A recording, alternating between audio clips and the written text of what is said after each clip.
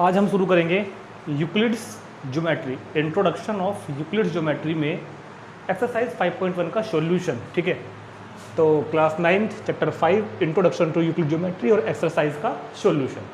क्योंकि आपको पता ही है चैप्टर प्योर थ्योरेटिकल चैप्टर है, इसमें कोई फॉर्मूले वगैरह या जो हम मैथमेटिकल सॉल्यूशन करते हैं इस तरह के क्वेश्चंस नहीं आएंगे। ठीक है हाँ, एक्सरसाइज में लास्ट में तो एक तो थोड़ा ज्योमेट्रिकल का क्वेश्चन होगा, मगर शुरू के 3-4 क्वेश्चन तो थ्योरी के ही होंगे। तो इसको देखने से पहले आपको पता ही है ना क्या करना है। आपको सबसे पहले इंट्रोडक्शन वीडियो देखनी है और एग्जाम्पल की वीडियो भी देखनी है, उसके बाद ही आप यहाँ पर आना। तो शुरू करते हैं पहला क्वेश्चन 5.1। आपको यूक्लिड्स के सारी डेफिनेशंस, यूक्लिड्स के एक्सियोम्स एंड यूक्लिड्स के पोस्टुलेट्स जो हैं सभी याद होने चाहिए उसके लिए। ठीक है, क्योंकि वो यहाँ पर बीच बीच में हमको उनकी ज़रूरत पड़ने वाली है। तो क्वेश्चंस आप अपनी बुक में देख सकते हैं। मैंने इधर क्वेश्चंस के आंसर्स लिखे हैं जो मैं आपको 1 बाय 1 एक्सप्लेन करता रहूँगा। ठीक है, तो क्वेश्चन अपनी बुक में पढ़ेंगे और क्वेश्चंस की एक पिक्चर थोड़ी देर के लिए इधर भी आएगी, आप पिक्चर यहाँ भी देख सकते हैं। ये रही आपके सामने। कहता है कि which of the following statements are true and which are false. इनमें से कौन सा स्टेटमेंट्स ट्रू है एंड कौन सा स्टेटमेंट फॉल्स है। और वो जो भी है give reason for your answer, अपने आंसर का रीज़न भी बताना है कि वो ट्रू है तो ट्रू क्यों है, फॉल्स है तो फॉल्स क्यों है। सिर्फ ट्रू फॉल्स लिख के नहीं छोड़ना, पूरा डिटेल में उसका हमको एक्सप्लेनेशन भी देना है। ठीक है, तो शुरू करते हैं पहला question. First part, only one line can pass through a single point. कहता है कि only one line can pass through a single point, मतलब एक सिंगल पॉइंट से सिर्फ एक ही लाइन पास हो सकती है। नहीं भाई, एक सिंगल पॉइंट से तो 2, 3, 4, 5 और इनफाइनाइट लाइन पास हो सकती है। समझ में आ गया होगा आपको इधर फिगर में देखकर कि ये स्टेटमेंट फॉल्स है। तो आंसर लिखेंगे हम फॉल्स। क्यों? क्योंकि infinite numbers of line can pass through a single point as shown in figure. Figure आप बना सकते हैं और फिगर बनाने में कोई प्रॉब्लम नहीं है, एक्सप्लेनेशन आपका और अच्छा इंप्रेशन छोड़ेगा। ठीक है, तो ये इसका आंसर फॉल्स होगा क्योंकि एक पॉइंट से तो इनफाइनाइट लाइन पास हो सकती है, जैसे कि हमने आपको फिगर में बताया। Question number 2, there are an infinite numbers of line. अब कहता है कि दूसरे क्वेश्चन में there are an infinite number of line which passes through two distinct point. दो डिस्टिंक्ट पॉइंट से इनफाइनाइट लाइन्स पास होती हैं। चलो ये भी देख लेते हैं एक बार। अगर ये कोई एक पॉइंट है और ये कोई दूसरा पॉइंट है, तो इन दो पॉइंट से मैंने एक लाइन पास कर दी। अब आप इन्हीं दोनों पॉइंट से क्या कोई और लाइन भी पास कर सकते हो क्या? बना दो। नहीं, अगर आप बनाओगे तो वो लाइन यही होगी, दोबारा इसके ऊर कोइंसाइड होगी, मतलब यही होगी। तो मतलब कहने का है कि केवल एक ही लाइन दो पॉइंट से पास हो सकती है। Only one line can pass through from two points. दो पॉइंट से सिर्फ एक ही लाइन पास हो सकती है, जबकि वहाँ कहा है क्वेश्चन में कि there are infinite numbers of line. तो this statement is false. False क्यों? क्योंकि only one line can pass through two distinct points shown as figure. जैसे फिगर में बनाया गया है, फिगर आप लोग बना लेंगे। ठीक है, third part, A terminated line can be produced indefinitely on both sides. Yes, ये तो बिल्कुल ही ऑब्वियस है क्योंकि this is the Euclid's postulates. Euclid के पोस्टुलेट्स भी है ना, शायद थर्ड या फोर्थ पोस्टुलेट शायद थर्ड है कि a terminated line can be produced both side, शायद 2 वाला पोस्टुलेट्स जो भी हो। तो this is true, a terminated line can be produced indefinitely both sides. ये तो यूक्लिड का पोस्टुलेट की वजह से ट्रू है। और यूक्लिड के पोस्टुलेट से ट्रू ना भी हो, अगर कोई टर्मिनेटेड लाइन है, हमने आपको वहाँ भी समझाया था जब हमने यूक्लिड का पोस्टुलेट पढ़ाया था आपको कि अगर एक टर्मिनेटेड लाइन मतलब जो एंड हो रही है दोनों सिरों पर, अगर हम चाहें तो उसको इधर भी एक्सटेंड कर सकते हैं, इधर भी एक्सटेंड कर सकते हैं, दोनों तरफ कर सकते हैं। दिस इज ट्रू क्योंकि a terminated line can be produced indefinitely on both sides. This is Euclid postulate, या फिर फिगर में भी ये बात हमको बिल्कुल क्लियर हो रही है। ठीक है, तो ये होगा ट्रू। चलो जी, fourth part, if two circles are equal then their radii are equal. अगर दो सर्कल्स इक्वल हैं तो उनकी रेडियाई भी इक्वल है। देखो, इस बात का जो एक बहुत अच्छा सा क्लैरिफिकेशन या प्रूफ है वो हमारे 9th क्लास में आगे जाके चैप्टर आने वाला है सर्कल, थोड़े बाद में आएगा, अभी नहीं आएगा। ठीक है, वहाँ पर बहुत सारे थ्योरम्स पढ़ेंगे, वहाँ भी हम इस चीज़ को बहुत अच्छी तरह से क्लियर कर देंगे। क्योंकि फिलहाल मेरे को इसको यूक्लिड्स की हेल्प से प्रूव करना है कि क्या अगर दो सर्कल्स अगर इक्वल हैं, जैसा सर्कल ये है सेम वैसा ही सर्कल अगर ये है, तो इन दोनों की रेडियाई भी इक्वल होती हैं। ये बात प्रूव करनी है। तो सबसे पहले आपको यहाँ पर एक वर्ड लिखा हुआ है रेडियाई। रेडियाई का मतलब समझ लेना। क्योंकि कुछ बच्चों को लगता है कि यार रेडियाई क्या वर्ड है। देखो एक होता है रेडियस, एक होता है रेडियाई। रेडियस हम यूज़ करते हैं जब हम किसी एक सर्कल की बात कर रहे हों, और मतलब एक ही रेडियस की अगर बात कर रहे हो, और अगर हम एक से ज़्यादा की बात कर रहे हों तो हम वो लिखते हैं रेडियाई। मतलब कहने का रेडियस तो सिंगुलर है होता है, और रेडियाई इसका होता है प्लूरल। जब एक से ज़्यादा रेडियस होती है तो बोलते हैं रेडियाई। तो there are two circles then we say that radii. हम रेडियाई मतलब इन दोनों की रेडियस की बात कर रहे हैं।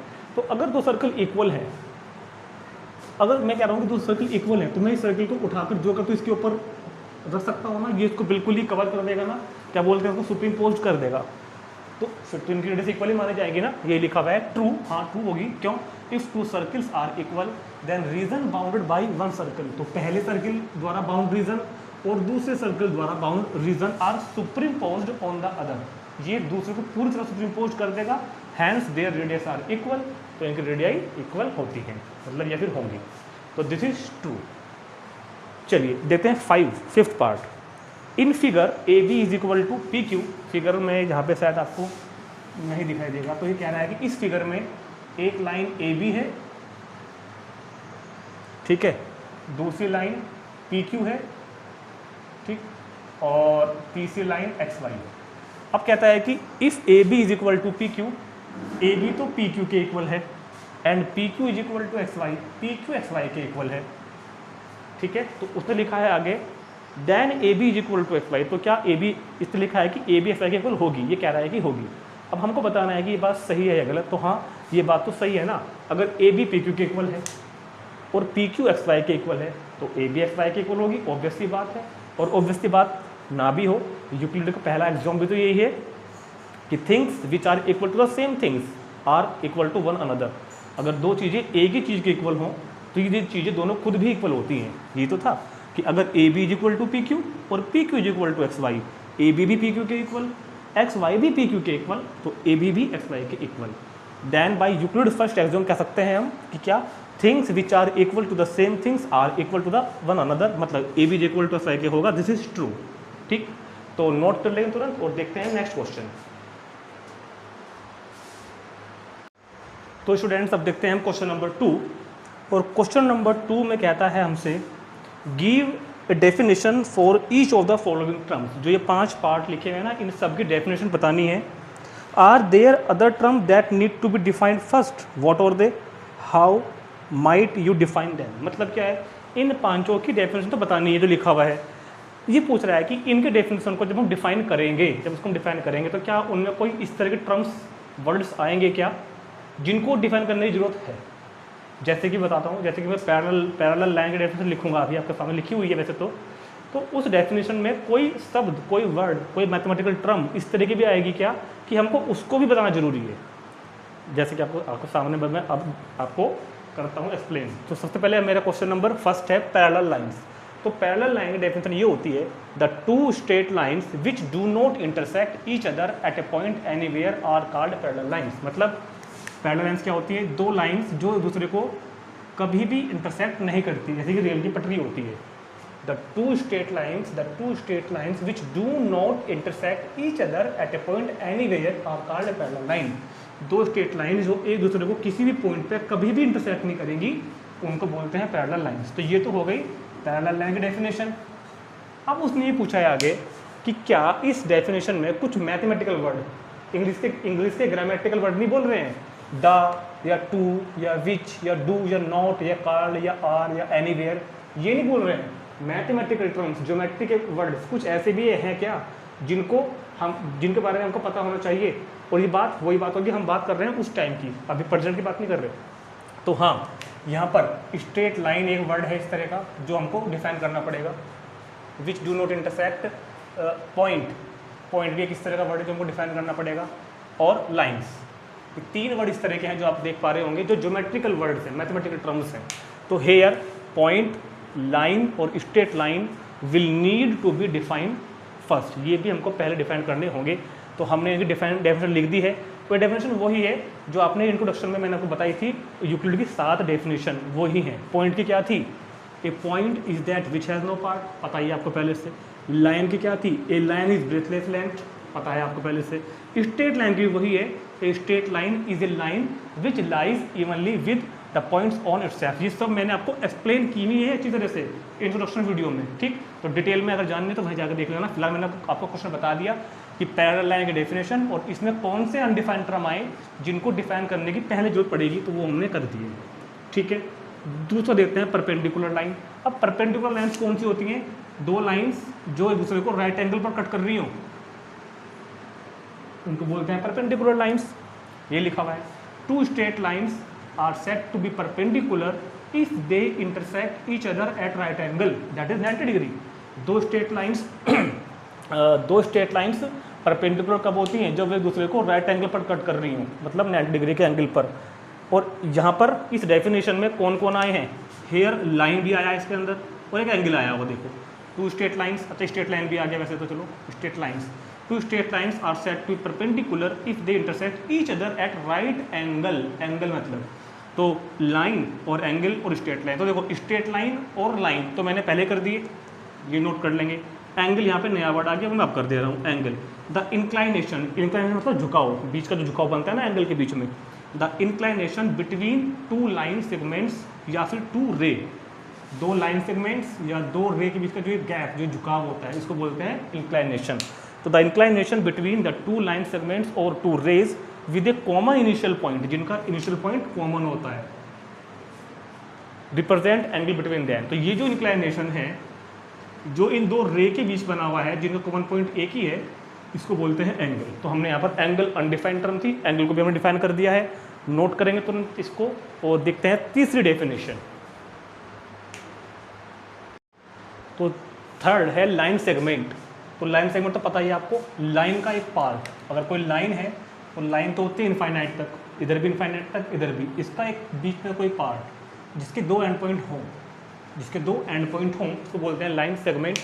तो line segment, A part of straight line between two points is called line segment. एक स्ट्रेट लाइन के एक पार्ट जो दो पॉइंट्स के बीच में होता है, इसको बोलते हैं लाइन सेगमेंट। लाइन का एक छोटा पार्ट, छोटा टुकड़ा। तो a part of straight line between two points is called line segment.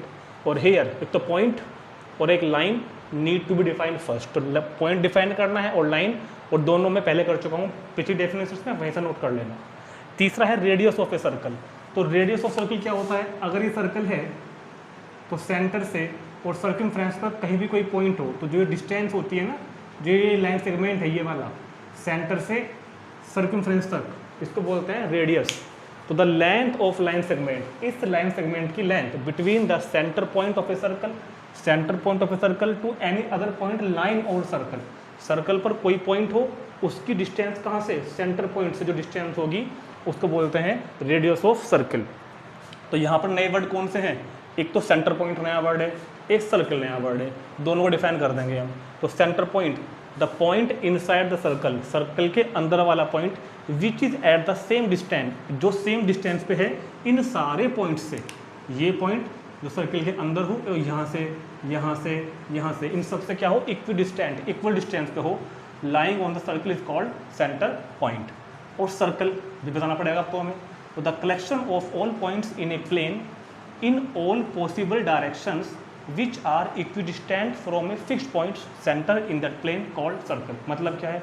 ये सारे पॉइंट, इन सारे पॉइंट्स का कलेक्शन, इन सारे पॉइंट्स का कलेक्शन जो एक फिक्स्ड पॉइंट से इक्विडिस्टेंट होते हैं, जो एक फिक्स्ड पॉइंट से इक्विडिस्टेंट होते हैं, इन सारे पॉइंट्स के कलेक्शन को बोलते हैं सर्कल। ठीक। Last square. स्क्वायर तो पता ही है आपको, एक क्वाड्रिलेटरल जिसकी चारों साइड्स इक्वल हों और चारों एंगल 90 के हों।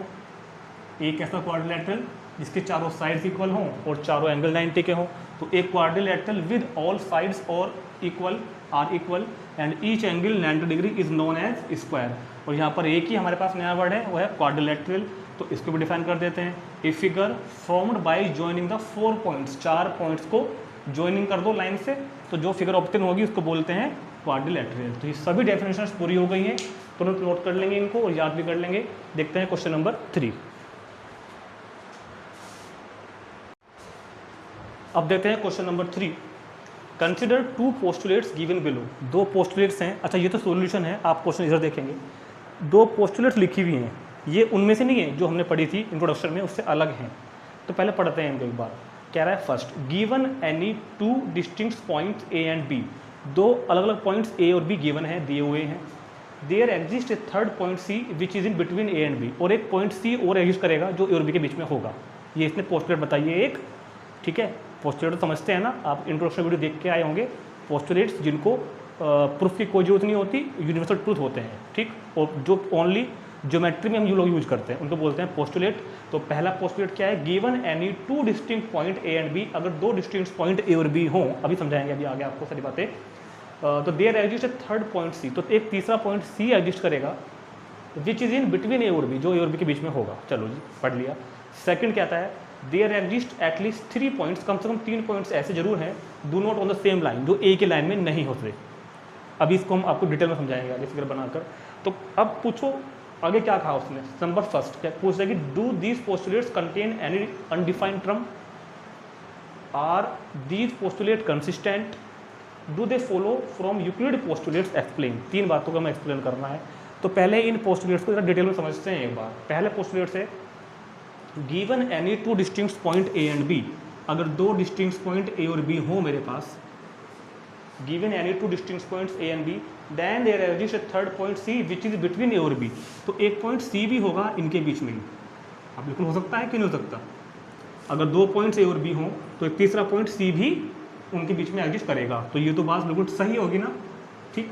चलो आगे पढ़ते हैं। There exist at least 3 points that are not on the same line, कम से कम 3 पॉइंट ऐसे जरूर होते हैं जो एक लाइन में नहीं होते। हाँ ये बात भी ठीक है, मान लो मैंने ए यहाँ लिया, बी यहाँ लिया, तो ए भी तो एक लाइन में है, मगर मैंने सी को यहाँ ले लिया। इस बार ये हमारा पहला वाला पोस्टुलेट है, ये दूसरा पोस्टुलेट है। तो मतलब 3 पॉइंट जो एक लाइन पे नहीं होते, ऐसा भी हो सकता है। ये मैंने बना दिया, ठीक है। अब पहला क्वेश्चन वो कहता है कि डू दिस पोस्टुलेट्स कंटेन यानी अनडिफाइंड टर्म, क्या इन दोनों स्टेटमेंट्स में जो आपने पढ़े हैं अभी क्या कोई अनडिफाइंड टर्म है। देखो अनडिफाइंड टर्म मतलब उसे बोलते हैं जिसका हमको मतलब नहीं पता, जिसको हमको पहले पता होना चाहिए। और आपको ना अपने आज के पॉइंट ऑफ व्यू से नहीं देखना, क्योंकि आपको पता है हमको उस जमाने की बात करनी है जब यूक्लिड साहब थे। तो क्या इन दोनों में आपको कुछ ऐसा लिखा हुआ दिखता है क्या जो हमको पहले से पता होना चाहिए, जैसे हमने क्वेश्चन नंबर 2 में किया था। तो हाँ है, तो एक तो इसमें जो पहले वाला है इसमें पॉइंट वर्ड आ रहा है, पॉइंट जिसके बारे में हमको पता होना चाहिए, अनडिफाइंड टर्म है। और दूसरे वाले में आ रहा है लाइन। ये जो ग्रामेटिकली वर्ड है ना, थर्ड या विच या इज या बिटवीन, ये इनकी बात नहीं कर रहे हैं, हम मैथमेटिकल टर्म की बात कर रहे हैं। तो हाँ yes there are 2 undefined term, point and line, और ये हम डिफाइन कर चुके हैं क्वेश्चन नंबर 2 में ऑलरेडी, वहाँ से देख लेना आप लोग। तो पहला क्वेश्चन का आंसर तो क्या आ गया, हाँ 2 अनडिफाइंड टर्म हमारे पास में यहाँ पर होते हैं, पॉइंट्स एंड लाइन। आगे कह रहा है कि क्या ये पोस्टुलेट्स कंसिस्टेंट हैं। कंसिस्टेंट का मतलब आप मान सकते हो कि क्या ये सही है, हम इनको अप्लाई कर सकते हैं कभी भी कहीं भी ज़िंदगी में, हाँ कर सकते हैं, कंसिस्टेंट है। अभी चेक किया मैंने, ए बी के बीच में पॉइंट सी हो सकता है, बिल्कुल ठीक, ये लिखा हुआ है इधर। और ए और बी के अलावा एक पॉइंट अलग हो सकता है जो ए बी अप्लाई नहीं करेगा। तो पढ़ते हैं, both the postulates are consistent because they represent 2 different situations. दोनों पोस्टुलेट्स कंसिस्टेंट हैं क्योंकि दोनों एक अलग अलग सिचुएशंस को शो कर रही है। पहला ये शो कर रही है, दूसरा ये शो कर रही है। हमने कंसिस्टेंट का रीजन भी लिख दिया, कंसिस्टेंट तो है मगर क्यों है। फर्स्ट जो पहला है सेज दैट, पहला कहता है कि given 2 points A and B, given 2 points A and B, there is point C lying on line between them, इन दोनों के बीच में पॉइंट सी लाई कर सकता है, ये हमने फर्स्ट पर लिख दिया। Point second says that, second क्या बोलता है, given A and B, given A and B we can take C, हम सी लिख सकते हैं, do not lying on the line through A and B, जो कि ए और बी से जाने वाली लाइन पर नहीं पढ़ सकता, ठीक है। तो हमने दोनों को बता दिया कि कंसिस्टेंट है और क्यों है। तीसरा पूछता है वो, क्या ये दोनों यूक्लिड के किसी पोस्टुलेट को फॉलो कर रहे हैं क्या, यूक्लिड के किसी पोस्टुलेट से इनका लेना देना है। तो इसका आंसर है नहीं। Both these statements do not follow, आप पोस्टुलेट यहाँ लिख सकते हो, both these postulates statements do not follow Euclid postulate, ऐसा यूक्लिड के किसी भी पोस्टुलेट में नहीं कहा जो हमने यहाँ पढ़ा है, चाहे आप जाकर पोस्टुलेट चेक कर लेना। तो हाउएवर, जबकि ये दोनों दे follow from axiom given below, ये एक एक्सियोम को फॉलो करते हैं। कौन से एक्सियोम को, जो मैंने आपको पोस्टुलेट 1 के बाद 5.1 में बताया था। पोस्टुलेट 1 के बाद मैं आप इधर आपको इसका एक पिक्चर भी दिखाई दे रही होगी, इधर यहाँ पढ़ सकते हैं 5.1। तो ये 5.1 पोस्टुलेट एक्चुअल में क्या है कि given 2 distinct point there is unique line can pass through, given 2 distinct points there is only 1 line can pass through. इस एक्सियोम के अंतर्गत ये बातें इसने बताई हैं कि given 2 distinct points there is a unique line then pass through then, तो यहाँ भी हमने ये चीज़ फॉलो की है, यहाँ भी हमने ये चीज़ फॉलो की है। तो इसी के साथ क्वेश्चन नंबर 3 भी कंप्लीट हो जाता है। देखते हैं नेक्स्ट क्वेश्चन नंबर 4। अब देखते हैं हम क्वेश्चन नंबर 4। तो क्वेश्चन नंबर 4, अब थ्योरी के क्वेश्चन बंद हो गए हैं, अब थोड़े से कुछ करने के क्वेश्चन है मैथमेटिकली। कहता है कि if a point C lies between 2 points A and B, अगर कोई पॉइंट सी 2 पॉइंट्स के बीच में हो, ए और बी के बीच में, अब इसका मतलब सेंटर, बिल्कुल मिड पॉइंट पे नहीं कहा उसने, कहीं भी है मान लो। इफ ए पॉइंट क्या कहते हैं, C lie between 2 points A and B such that A C is equal to B C, such that A C is equal to B C. तो क्या लिखेंगे हम लोग, गिवन लिखेंगे हम point C lies between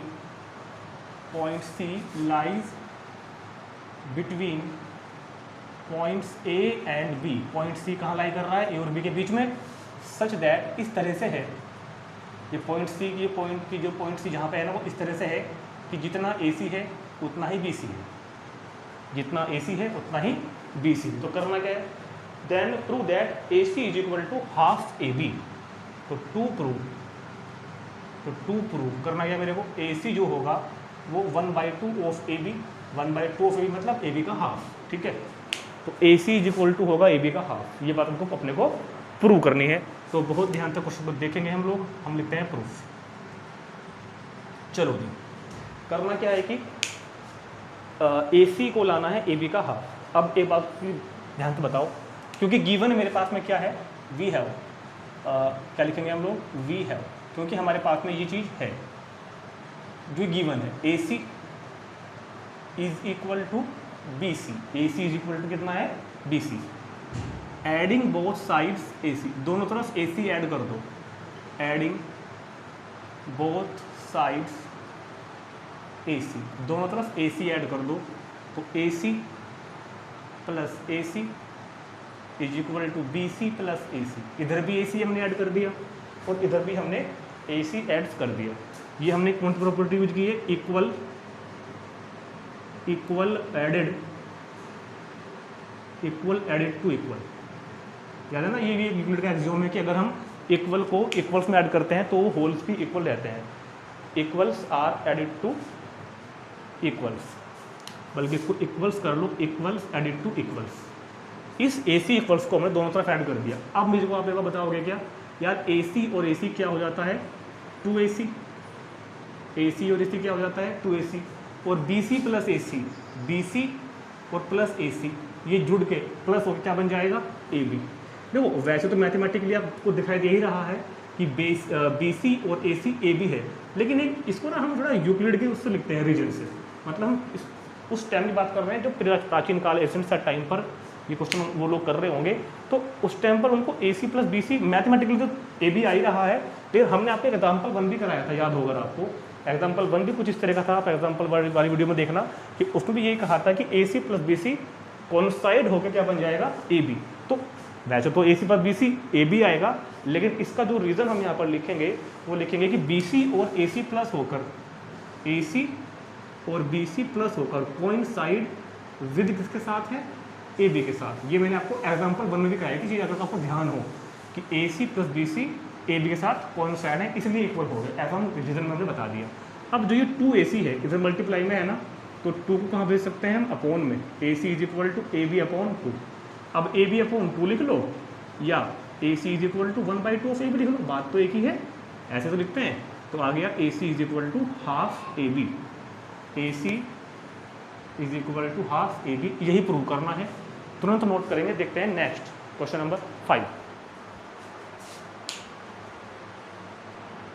question number 5 question number 4 के जैसा है, बल्कि ये कोई क्वेश्चन नंबर 4 से ही निकाला है उसने उसको, क्योंकि वहाँ लिखा है साफ साफ।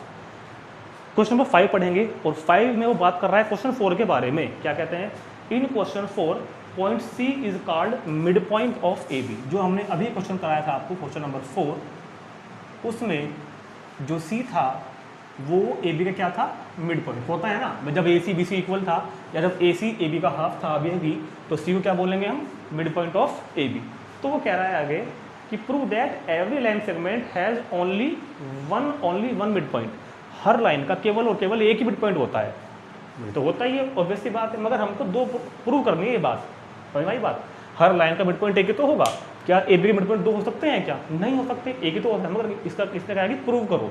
ठीक, अब आपको याद होगा कि हम इसको प्रूव कैसे करेंगे। इसको हम प्रूव करेंगे भाई मेथड ऑफ कॉन्ट्राडिक्शन से, जो हमने आपको एक थ्योरम भी कराई थी। ठीक है, मेथड ऑफ कॉन्ट्राडिक्शन याद है ना, कि जो चीज़ हमको प्रूव करनी है हम उसका उल्टा मान लेंगे।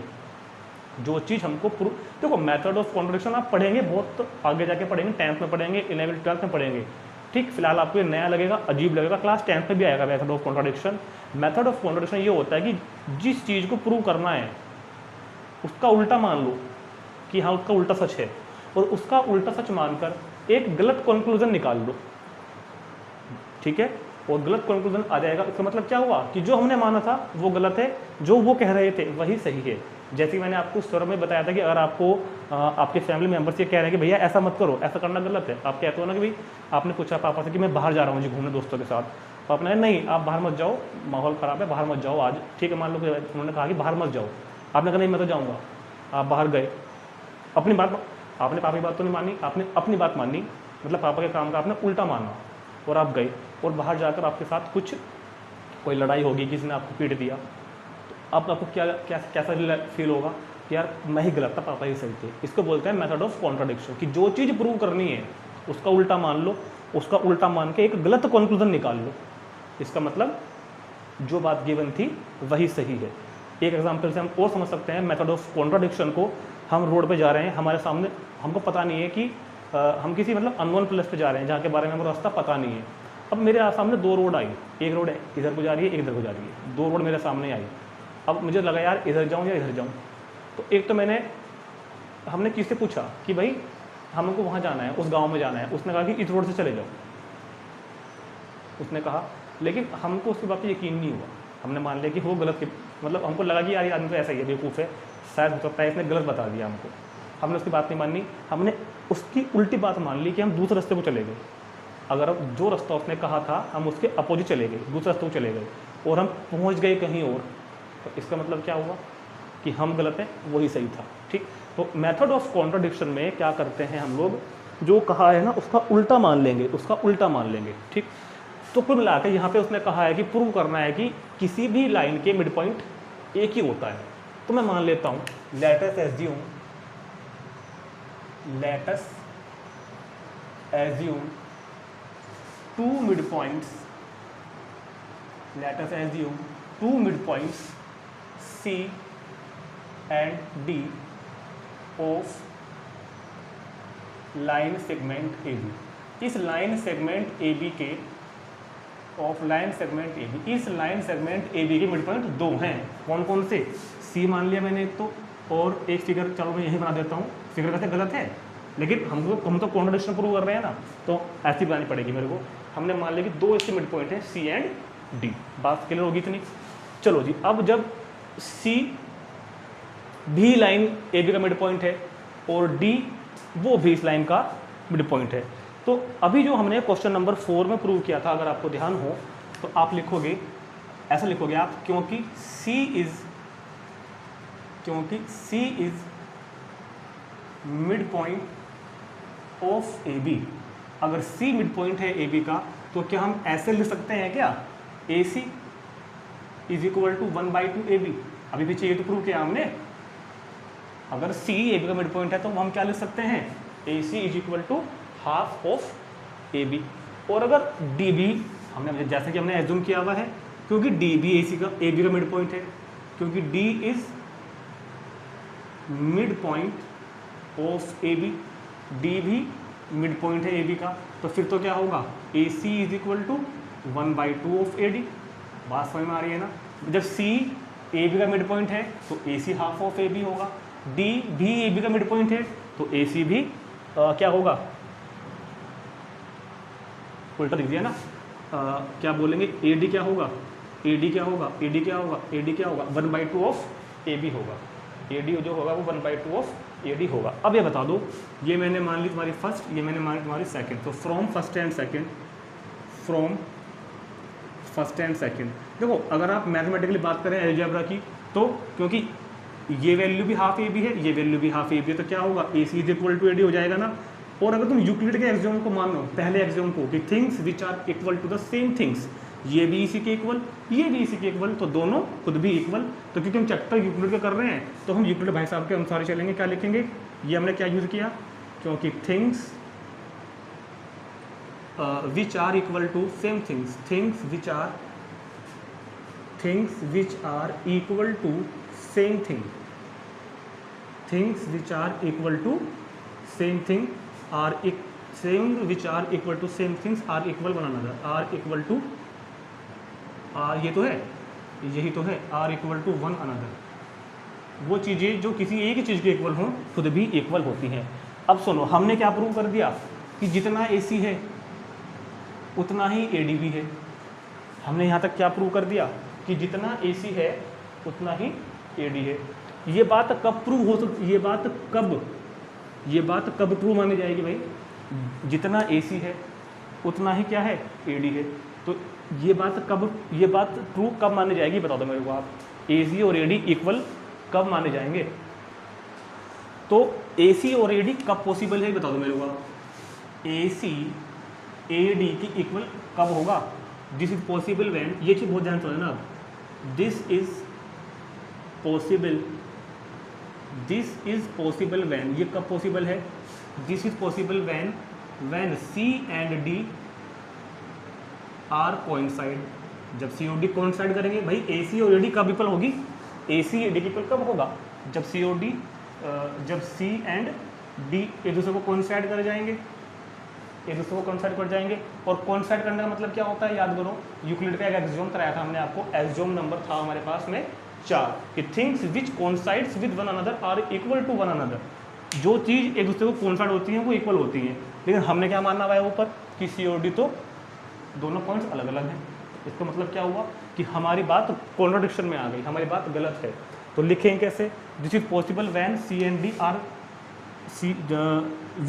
This is possible when C and D are coincide, that is C and D should be equal,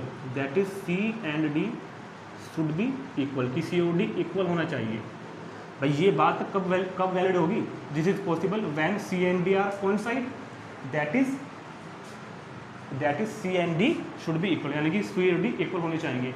क्योंकि अकॉर्डिंग टू, बाई एक्सियोम लिख देना यहाँ पर, बाई एक्सियोम, और वो एक्सियोम क्या है, वो एक्सियोम ये थी कि things which coincide with one another, things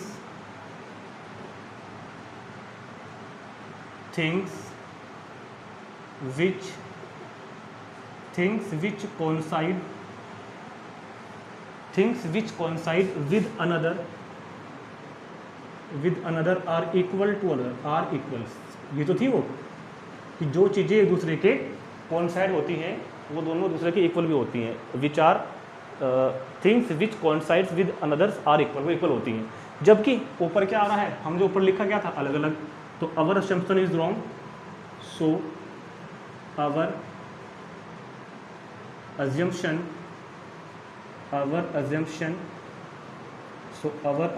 is wrong, हमारे assumption गलत है। That is C and D are same, बस C और D सेम ही होंगे। और मतलब कहना क्या है, इधर लिख दूँ 10, इसके बाद लिखेंगे 10, इसके बाद क्या लिखेंगे 10, a line segment, 10 a line segment have only one mid point, तो ये हमने प्रूव कर दिया कि एक लाइन का एक मिड पॉइंट होता है। ठीक, तो देखो दोबारा समझते हैं। Let us assume 2 points C and D of line segments AB। हमने क्या माना कि C और D दो, let us assume 2 points, C और D 2 पॉइंट्स हैं इस लाइन के अलग अलग। तो C मिड पॉइंट है AB का, तो AC is equal to half AB के होगा।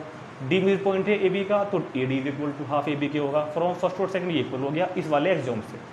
अब कहानी में ट्विस्ट क्या आता है कि दिस इज पॉसिबल, ये बात तो भैया गई पॉसिबल होगी जब C और D कोइंसाइड होंगे, और C और D के कोइंसाइड होने का मतलब क्या है कि C और D इक्वल होंगे इस वाले एक्सियोम से। लेकिन C और D तो इक्वल है कहाँ, अलग अलग है, ऊपर देखो जाके, वहाँ देखो फिगर में अलग अलग है ना, तो हमारी बात गलत है, हमने जो माना वो गलत है कि सीओडी अलग अलग है, ये बात गलत है, मतलब सीओडी एक ही होंगे। इसको बोलते हैं मेथड ऑफ कॉन्ट्रडिक्शन। नोट करेंगे और देखते हैं question number 6। This is question number 6 और कहता है क्वेश्चन नंबर 6 में फिगर AC, फिगर में if AC is equal to BD, ये एक फिगर है मेरे पास, A यहाँ पर कहीं B दिया हुआ है उसने, यहाँ पर C, ठीक है। और कहता है कि in this figure AC is equal to BD, in this figure AC is equal to कितना है BD, then prove that AB is equal to CD, AB ये वाला part is equal to CD, ठीक है। और AC और BD equal है, तो हम एक काम करते हैं, हम लोग सब्ट्रैक्ट कर देते हैं BC from both side, subtract BC on both side, subtract BC on both sides. तो यार एक बार बता दो, AC और माइनस क्या किया BC, ऐसे ही इधर BD और माइनस क्या किया BC।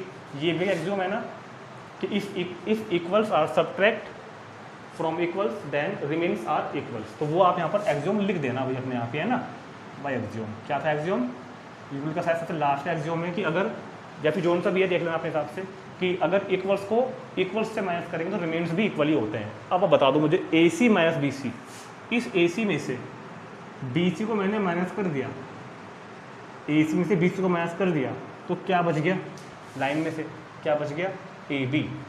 चलो जी इधर जाओ, BD में से भी BC माइनस कर दिया, तो क्या बच गया CD। और लग रहा है मेरे को तो यही प्रूव करना है, यही प्रूव करना है, ठीक। नोट कर लेंगे और देखते हैं question number 7। Why is axiom 5 in the list of Euclid axioms considered a universal truth?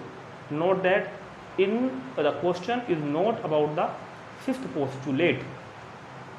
Why is the axiom 5 in the list of Euclid? Euclid की लिस्ट में जो पांचवा एक्सियोम है वो यूनिवर्सल ट्रूथ क्यों है, इस बारे में बताना है। तो एक काम करते हैं, वी हैव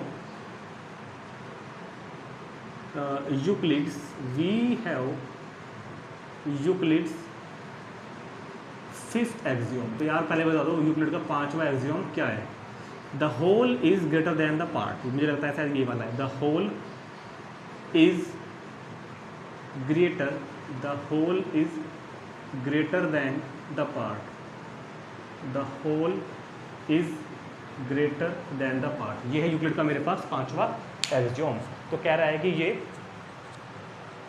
तो क्या कह रहा है, ये जो है यूनिवर्सल ट्रूथ क्यों है, ठीक है। Why is axiom 5 in the list of Euclid axiom considered a universal truth. तो इसका रीजन हम लोग ये लिखेंगे, since this is true for anything in any part of the world. Since this is true, क्या लिखेंगे answer, since this is true. भाई हमको खाली इसका रीजन तो बताना है, तो since this is true for anything in any part, for anything of any part, since this is true for anything in any part, यहाँ पर लिखो in any part of the world. क्या मतलब बात का, नहीं बताएंगे, पहले लिख लो, since this is true for anything in any part of the world, this is universal truth. So this is universal truth, so this is universal truth. अब इस बात का क्या मतलब है, इस बात का मतलब बताओ मेरे को क्या है। ये बात दुनिया में, वर्ल्ड, ये बात दुनिया में हर एक चीज़ की, हर पार्ट के लिए वैलिड है। सोच लो आप, मार्कर है मेरे पास, मार्कर का एक पार्ट मार्कर से तो बड़ा ही होगा, डस्टर है मेरे पास, डस्टर का एक पार्ट डस्टर के पूरे होल से तो बड़ा ही होगा। दुनिया में हर चीज़ का पार्ट अपने होल से छोटा होता है। दुनिया का अपना जो भी होल पार्ट है वो, दुनिया का जो भी होल है, जो भी कोई चीज़ है जो उसका होल है वो अपने पार्ट से हमेशा बड़ा होता है।